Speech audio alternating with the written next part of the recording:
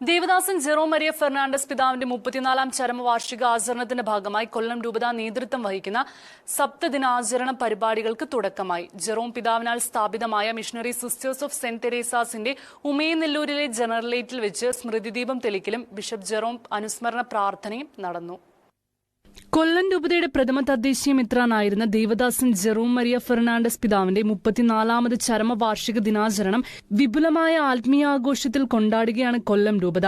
സപ്തദിനാചരണം എന്ന് പേരിട്ടിരിക്കുന്ന ചരമവാർഷിക ആചരണ പരിപാടികൾ വിവിധ ദിനങ്ങളിലായാണ് ക്രമീകരിച്ചിരിക്കുന്നത്.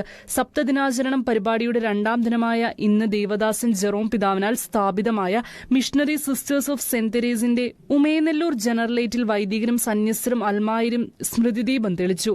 രൂപതയുടെ മിഷണറി പ്രവർത്തനം, ജീവകാരുണ്യ, ആരോഗ്യ, വിദ്യാഭ്യാസ, സാമ്പത്തിക, സാമൂഹിക മേഖലകളിൽ മാനവികതയുടെ മുഖമായിരുന്നു ദേവദാസൻ ജെറോം പിതാവെന്ന് കൊല്ലം രൂപത വികാരി ജനറൽ റവറൽ ഡോക്ടർ ബൈജു ജൂലിയൻ സ്മൃതിദീപം തെളിച്ചു പറഞ്ഞു. അസാധാരണമായ സമർപ്പണത്തോടും അചഞ്ചലമായ ത്യാഗ മനസ്ഥിതിയോടും കൂടി സന്യാസി സമൂഹങ്ങളെ കൊല്ലം രൂപതയിൽ വളർത്തിയെടുക്കുവാൻ അശ്രാന്തം പരിശ്രമിച്ച മഹാസന്യാസിയായിരുന്നു ദേവദാസൻ ജെറോം എന്ന് mother general sister Suja Joshua അധ്യക്ഷ പ്രസംഗത്തിൽ പരാമർശിച്ചു. MSST സന്യാസി സമൂഹത്തിലെ 200-ലധികം സന്യാസിനികൾ സ്മൃതിദീപം തെളിയിക്കാൻ ചടങ്ങിൽ പങ്കെടുത്തു. തുടർന്ന് നടന്ന പ്രാർത്ഥനാ ശുശ്രൂഷയുടെ സമാപന ആശീർവാദം രൂപത വികാരി ജനറൽ റവറൽ ഡോക്ടർ ബൈജു ജൂലിയൻ നിർവഹിച്ചു. സപ്തദിനാചരണ പരിപാടിയുടെ ഉദ്ഘാടനം ജെറോം പിതാവ് തന്റെ അവസാന കാലയളവിൽ വിശ്രമ ജീവിതത്തിനായി തിരഞ്ഞെടുത്ത കൊട്ടിയം സെന്റ് ജോസഫ് പ്രീസ്റ്റ് ഹോമിലെ ദേവാലയത്തിലായിരുന്നു സംഘടിപ്പിച്ചത്. ഷെക്കനാനോസ്, കൊല്ലം.